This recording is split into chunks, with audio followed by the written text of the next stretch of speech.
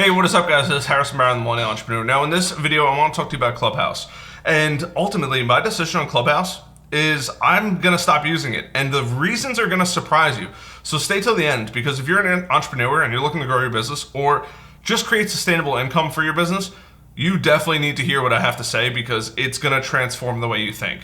But I want to talk to you guys first about why I actually like Clubhouse. And my answer at the end may surprise some people, but my answer now, if you fall into this category, Clubhouse is going to be phenomenal for you. So I was on Clubhouse. I've been on Clubhouse now for about 25-ish hours, I would say.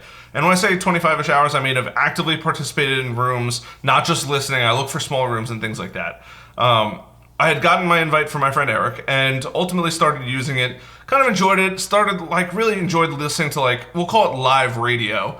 And I thought it was pretty interesting. I was like, wow, this is cool. So after about 10 hours or so, maybe 15 hours, I said, you know what, I'm done with it. I'm going to delete it. It's a huge time suck. And I was listening to it while I was working, but I caught myself not actually working. I would catch myself listening to it more and more and more, which was great for the time being. So I had deleted it, and I said, you know what, I'm done with this platform. I'm not going to use it anymore. This is it. Deleted it, and I was like, I had my time. I tried it out, and I was done. A couple days later on Facebook, there was this girl, and she posted this thing. It was probably about 1,000 words on a Facebook group, and she's like, I love Clubhouse. I've made $135,000 in the last week or two. I can't hire salespeople fast enough to bring people in and things like that, and all that kind of stuff. I'm like, oh my God, she made 135 grand in a week or two on an app. I was like, this is crazy. So it talked all about optimizing your profile and cleaning it up and making it look really good and telling people what you want to do and all that kind of stuff. So I was like, wow, this is really, really interesting. So I'm a sucker. I went back in, downloaded the app, and I was like, that's it. I'm going to go back in. I'm going to go download it. I'm going to go follow what she's doing. And ultimately, I'm going to succeed from this. And that was really my goal, was to just follow what she's doing and continue to do that and win that way. So went in, updated my profile, started connecting and networking and things like that. And ultimately I built a small following of 100-ish people. And during that time, I actually had followed her, and I put on a little notification bell, kind of like what you have on YouTube. Subtle hint to go hit the little notification bell. By the way, if you're enjoying any bit of the story, you should hit the like button. And if I'm saving you a ton of time, you should absolutely crush the like button, because it's free, and kind of like Clubhouse, it's free and anyone can do it. But followed everything she said and turned on my notification bell for her, and I was like, wow, she is literally on Clubhouse for like 18 hours a day. I'm like, this is absurd. She is spending her entire... I'm like, how is she growing a business if she's spending the whole day on there? So I'm like, let me look more into her, right? So I went on her Instagram, 100,000 followers. I'm like, okay, they've been there for a very long time. It's not like a new audience that she had just got. So I said, you know what, this is crazy. So then I found out that she had a YouTube channel. 35,000 subscribers on YouTube. I'm like, so she already had a following. Clubhouse was her outlet to engage with her audience. And it was a phenomenal, it's one of the only platforms out there where you can literally go in and communicate directly with your audience. So if somebody has a burning question, they want to ask something, this, that, and the other thing, they could do it instantaneously. You could wait hours to ask a question to Elon Musk, but you could still do it on Clubhouse. That's the cool part. You can go talk to these people, like the lead singer of Rascal Flatts. I had caught him right when he got on. He only had like 300 or 400 followers. And I'm sitting in a room of like 15 of us, and there he is talking to all of us. I'm like, this is so cool, right? Amongst many other musicians and things like that. But it was very interesting. And I was like, wow, I'm starting to talk to the right people and things like that. But ultimately, at the end of the day, after spending an additional 10 to 15 hours on it, I came out with 0 sales. That sucked. That was hard. And I was like, wow, she's spending, I really tried to make an active effort to grow my business on there. So then I had an epiphany. I go, wow, I just spent 15, or better yet, 25-ish hours on this platform. And I probably spoke to about 300 to 500 people, give or take. We'll call 400 right in the middle, right? So I spent 25 hours. I talked to 400 people, which is not that great of a ratio. Now I thought to myself, this isn't content marketing. This is literally the exact opposite. And this is what I don't like about Clubhouse. Clubhouse is very much so instantaneous. There is no recordings, there's no archive, there's no library of every conversation that's been had. The problem with this is if you enter a room when somebody that you really want to hear speak or somebody's giving really valuable advice, you enter that room late, you've missed that really good advice. And that's not saved anywhere. Maybe somebody's saving it on their phones, but they're not making it public. So you have to think to yourself, well, if there's no archive, right? Now, I have pulled out many little tidbits and stuff like that, and I've gotten a lot of really good feedback right away. So I was rebranding my business and all that kind of stuff, and boom, instant feedback, right? But there's no way to store any of this kind of stuff. And if I miss that conversation, I miss it forever. The thing is that I don't like is it's gone forever. Now, the nice part is a podcast I can go back and listen to. I can record I could rewind 10 seconds. A YouTube video, I can rewind a minute or 2 minutes. A blog post I can read, I can highlight, I can save. An audiobook, I can go back and pull out clips of it.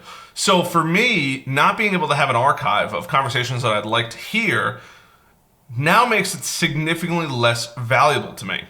The other problem with that too is not only can you not have an archive, and nobody's creating an archive of all these Clubhouse conversations, but I don't foresee it, one, ever happening, and then two, you can't, with this, there's no going viral. There's no such thing as a viral thing. The only thing that you can do that's virality on Clubhouse is if you spend a lot of time in a room, eventually it gets in front of more and more people, and if they find interest in the name, they'll eventually jump in your room. But that's it.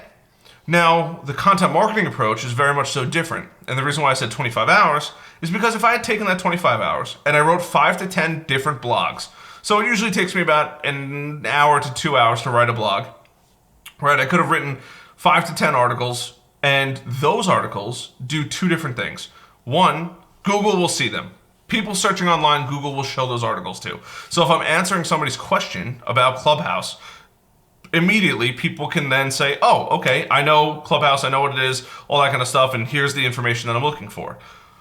That's number one. So Google will work for me 24 hours a day, 7 days a week. The other part of it too is it's working for you 24 hours, 7 days a week. And that content that I could have made will get seen by thousands of people over the course of days, months, weeks, years. Now, my other gripe with Clubhouse is the fact that there's no structure. You can go in, you can talk to somebody, which is great. But when somebody writes a podcast or makes a podcast or writes an ebook or makes a YouTube video, there's very much so a clear point and bullet points that bring you all the way down through the thought process. Clubhouse, it's just Q&A. It's a live Q&A all the time.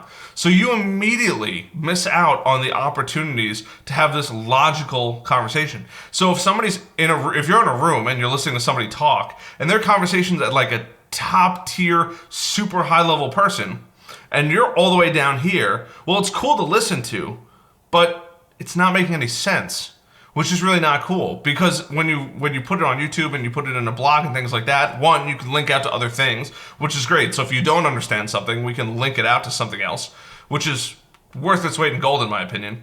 The other interesting part is somebody could save it. Somebody can go back to it. So now if they didn't know about that area, but they knew that they needed to know about that area of topic, they could go do research on the preliminary, the more basic stuff, and then they could go into the more in-depth stuff and really get a full level of knowledge. Where in Clubhouse, if you're not ready for it, it's going to go right past you. Now, there are beginner rooms and things like that, which I do appreciate, but the vast majority of it is higher tier level people. That's what I genuinely see. Or these philanthropic conversations or philosophical conversations where they're talking about like these really good ideas and ideas for business and things like that. But there's zero action involved in that. It's just talking about the idea. It's not actually doing. There's no step-by-step process. This is what you need to do, this. And if you're not sitting in Clubhouse with an active pen and paper to take notes, you're missing out on valuable information. So for me, the content marketing approach is so much more well worth it. This video right now will get seen by hundreds, potentially thousands, hopefully hundreds of thousands of people.